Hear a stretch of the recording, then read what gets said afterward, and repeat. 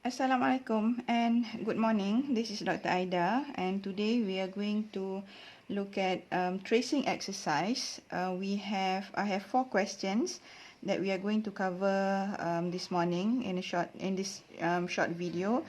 It is under the topic of inheritance and polymorphism. Okay, so I'm going to start with the first question here. Basically, when we are doing tracing in any programming languages, there are 2 things that we must aware. The first one is what is happening in the memory. Okay, the change of the variables, the change of values of the variables, as well as the display. Display is whatever that we or the compiler will send via system.out.println to the console or to any other output medium that you have. Okay, now for this example, as you can see, the name of the class is tracing. So by right, the name of the file is tracing.java. We have 1, 2, 3, 4 classes. The main class is tracing, whereby we have one main method in the main class. Inside main method, there is only one line, which is a line to create an object called object from the class C by instantiating using the keyword new by calling the no argument constructor of class C. Then we have 3 other classes. These are object classes. Class A, class B that extends A, class C that extends B. So basically we have class A. This is inheritance. B extends from A and C extends from B. Okay. So let's try to trace this. And before we go through with the tracing, let's look at all the object classes first. What is available there are only the no argument constructor. So in class A, there is only one method, which is the no argument constructor. Same goes with class B. Same goes in class C. So in all the no argument constructor, the instruction is to print a letter or a character. Okay, now let's start by tracing. Remember, whenever we do tracing, again, there are 2 parts, memory and display. We must keep track what is happening to the variables before we finally output to our console. Now, the compiler will start with the first line in the main method. So at this point, we are going to, the compiler is going to create an object C by calling the no argument constructor of C class. So when we go to the no argument constructor of C class, there is one statement, system.out.println C. However, before we can execute this statement, we must go to class B to create B first. We cannot create C unless we have created its superclass. Okay. So the compiler will go to the no argument constructor in class B, which is here. And it turns out there is a statement to print out the letter B. But before the compiler can do that, compiler sees that class B inherits from class A. Therefore, it has to go to the no argument constructor in class A. Okay, and class A does not inherit from anyone. By right, by default, it inherits from object. Okay, so object is the mother class of all classes in Java. So we usually omit that.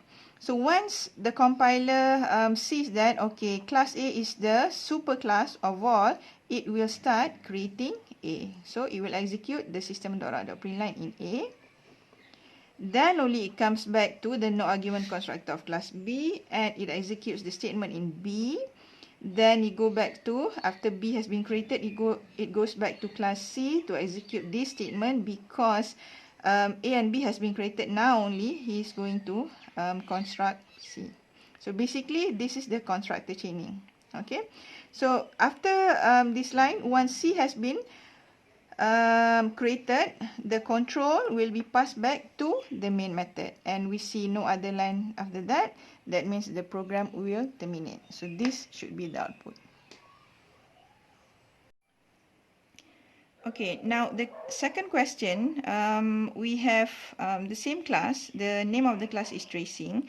And inside this program, we have one main class whereby this class tracing contains the main method. Then we have 1, 2, 3, 4, 5 object classes. And inside the main class, there is a call out method invocation to a method named printout, which is available here, public static void printout, that will receive an object obj from the class object. Now remember, in polymorphism, because we are dealing with many classes, and this is where polymorphism in Java is very helpful, because the concept is that the type of the superclass can take the type of subclass. The class object is the superclass for all test A, test B, test C, test D, and test E. Okay. Now imagine if, let's say, we are going to pass the object from test A, but if you put test B here, then there will be an error. And if you put test A, it works, but you cannot pass any other class other than test A. That's why in polymorphism concept, again, we use the object class, and this is just a variable obj. You can use x, whatever you like.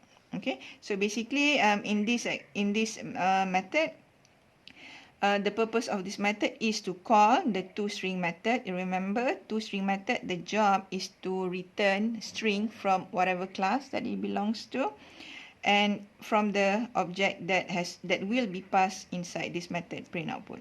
Then we have class test A, test B, test C, test D, and test E. If we see in test A and test B, we have the toString method in each, but we don't have any constructor there. We don't have any constructor at all for class test C, test D, and test E as well. But no problem, because in the absence of no argument constructor, compiler will create one automatically for you. Okay. So we'll do this. The first one, the first thing that we need to trace the inheritance. We have class A. Okay, we have class test A.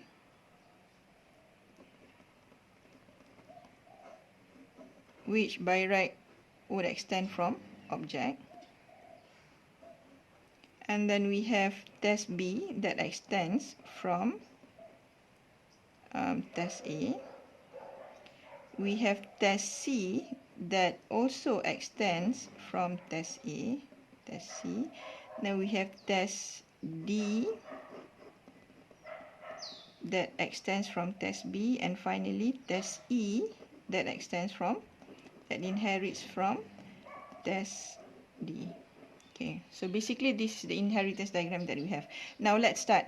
It looks a lot. Maybe I will just do the first one, and you will do the rest, and you can put the answers in comment below. Okay, now the compiler will go. When we execute, the compiler will go to the first line in the main method. Now, in this main method, we have one method called to the method print output. But there are two things happening here. Because this is not value passing, we are going to pass an object, which is test A. And this object has not been created before this. Okay, so we need to perform this first. We need to call the no argument constructor of class A, create the object, create test A, then only we pass test A to the method print output. So basically, remember tracing, we have two parts. We have memory, and then we also have what is happening on the display. So the compiler will go to the no argument constructor of test A. Okay, so when compiler go to test A, there is no argument constructor there, but don't worry, the compiler will create one for you. So it will create test A, and test A does not extend from any of the class. Then, after that has been created, no, we are not going to access this. After that has been created, the control will be passed back to here. Okay, what happened just now is the constructor chaining, whereby it is the process whereby the compiler create test A first. We have not passed test A to print output, so this will happen first. The next, when test A has been created, we are going to execute this statement. We are going to pass test A, which will go here, goes into object, as obj goes into the method print output. And inside this method print output, there is one line, system.out.println, to print what? we need to access whatever that we want to print from the toString method in OBJ, which is test A. Okay, so at this point, the compiler will go to the toString method from the class test A, which is this one. Okay, and we can see that this toString method will return this entire string. So this entire string will go here, class test A, and basically that is what our output will look like. Display class test A. Okay, this is too easy. Let us do the last one, test E. Okay, so again the same method. The compiler will first create test E before the compiler before they pass the object test E to the method print output. Now compiler will go to the no argument constructor in test E. Okay, there is no argument constructor in test E. Don't worry, compiler can create one for you. But before compiler can create test E, it will first has to create test D, because test E inherits from test D. So now compiler go to test D. But before the compiler can create test D, it seems that test D inherits from test B. So compiler has to go to create test B first. So from here, go to test B. Then again, there is no argument constructor in test B, but test B inherits from test A. Okay, the compiler has to create test A first. Again, no argument constructor, so the compiler will create automatically for you. Create test A, create test B, then what? Create test D, and then create test E. Okay, now test E has been created. Okay, so now we are going to pass the object test E to the method printout. Again, this has become test E. Okay, and we are going to the only line that exists in the printout method is system.out.println obj.toString. We are going to access. Compiler will go to the toString method in test E, which is here. Okay, but there is no toString method in test B, so it falls back to the superclass, which is test D. Then compiler go here, but again there is also no toString method in test D, so it has to go to test B. Okay, so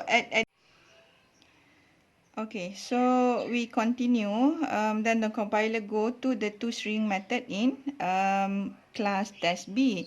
So there is a toString method in class test B, which is supposed to return the string class test B.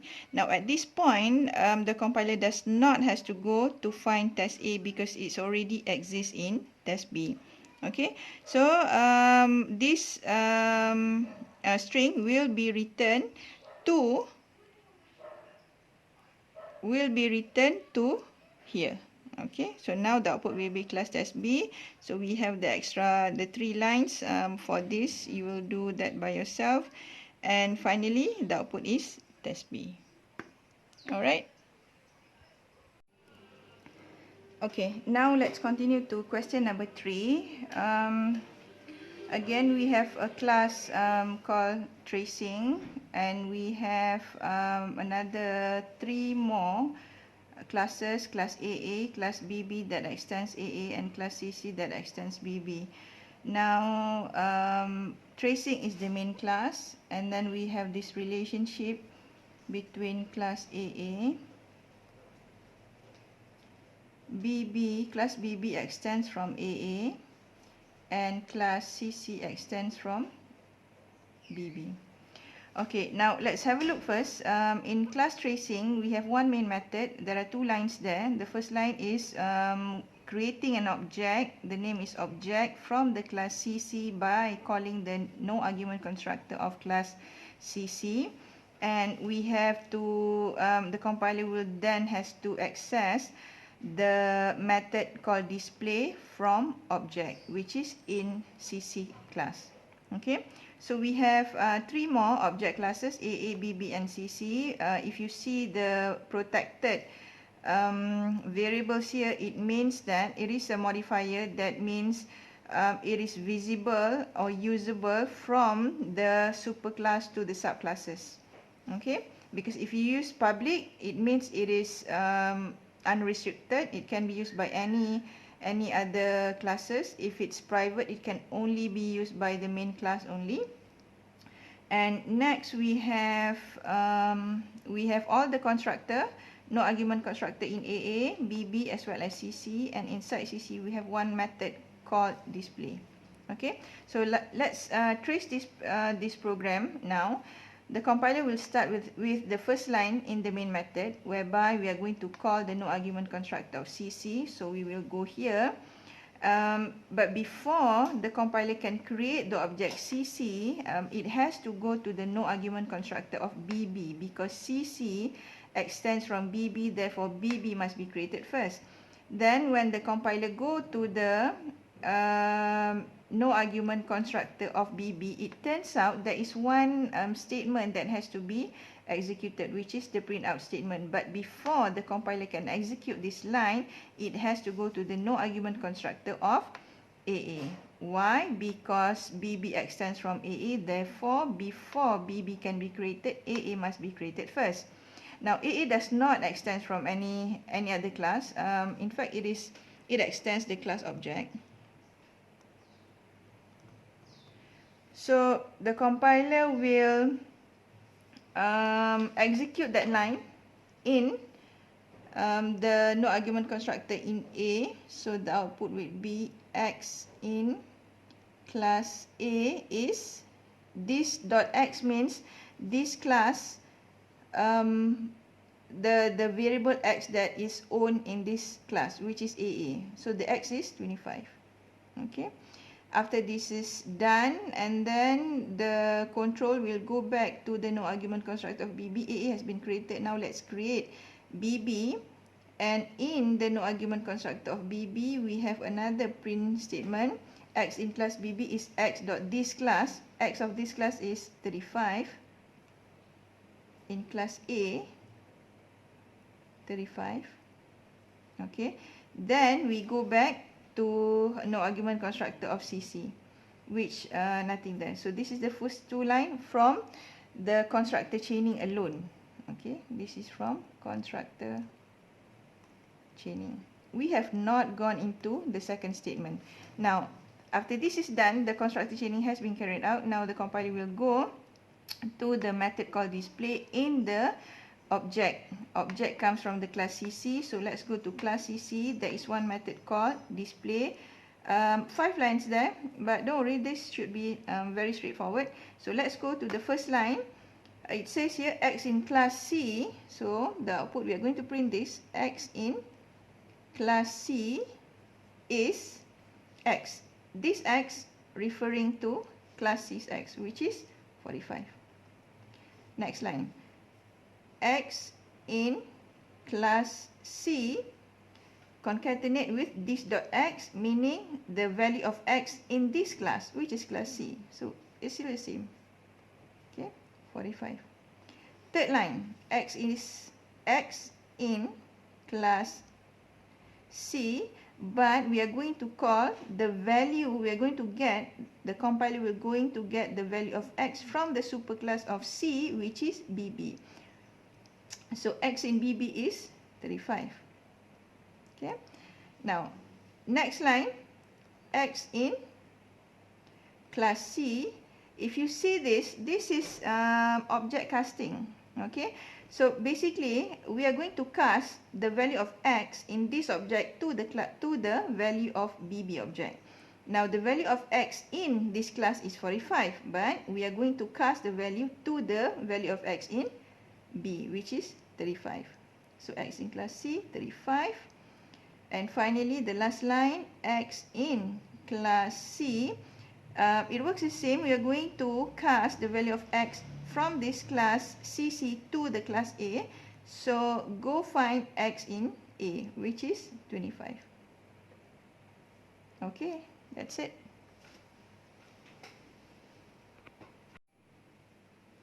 Okay, so finally we have the last question. Again, we have one class called tracing, that is the main class. Why is it is the main class? Because it contains the main method. We have two more object class AA as well as class BB, that inherits from AA. Okay, now basically it works the same. You have to start with the first line in the main method, and whereby you have to declare x. Remember, in tracing there are two separate things that is happening. One is what happening in the memory, the other one is on the display. Okay, so in memory, we have the compiler will create a variable x, and then it will create an object from the class BBB by calling the no argument constructor in BB, which is here. But before BBB gets to be created, the compiler has to go to the no argument constructor of AAA, because AAA is the superclass of BBB. Now, create AAA, then create BBB, then return back here. Okay, that is the constructor chaining. Now, in the third line, the compiler will go to the method called getX from the object. The object is BBB, and send the value to variable x. This is x. Okay, so let's go to method getX, which is here. In here, it says print value of x in class A. Value of x in class A. We concatenate with the value of from the getX method in the superclass. Superclass is here. In getX, return x. In the method getX, in the superclass AA, we have to return the value x, which is 25. Okay, so this is 25. Then return x. What is x now? What is x now? X is still 35. Okay, so when we return back the now we have to, now x here becomes 35. The last line in the main method says value of x in class B is x. What is x now? X now is 35. All right, bye.